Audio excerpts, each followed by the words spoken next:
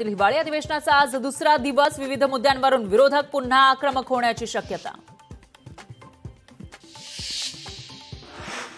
उद्धव ठाकरे आणि आदित्य ठाकरे आज विधिमंडळाच्या कामकाजात राहणार उपस्थित. संध्याकाळी 7 वाजता आमदारांना करणार मार्गदर्शन. हिवाळी अधिवेशनात विरोधक शेतकऱ्यांच्या मुद्द्यावरून सरकारला घेरण्याच्या तयारीत. शेतकऱ्यांचा आवाज लोकशाही मराठीवर. महाराष्ट्र काँग्रेस प्रभारी रमेश निथला आज काँग्रेसच्या नवनिर्वाचित आमदारांशी नागपूरमध्ये करणार चर्चा. काँग्रेस कमिटीच्या कार्यालयामध्ये होणार चर्चा. वन नेशन वन इलेक्शन आज लोकसभेत मांडलं जाण्याची शक्यता. दोन्ही सभागृहात काही महत्त्वाच्या कामकाजावर चर्चा होण्याची शक्यता. मराठा आरक्षणासाठी मनोज रांगेंनी पुन्हा उपोषणाचं हत्यार उपसलं. आज पत्रकार परिषद घेऊन आंदोलनाची तारीख जाहीर करणार.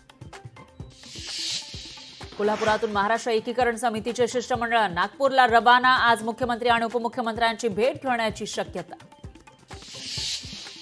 राष्ट्रीय सुरक्षा सल्लागार अजित डोवाल चीनला भेट देणार. प्रत्यक्ष नियंत्रण रेषेबाबत चीनसोबत चर्चा करणार.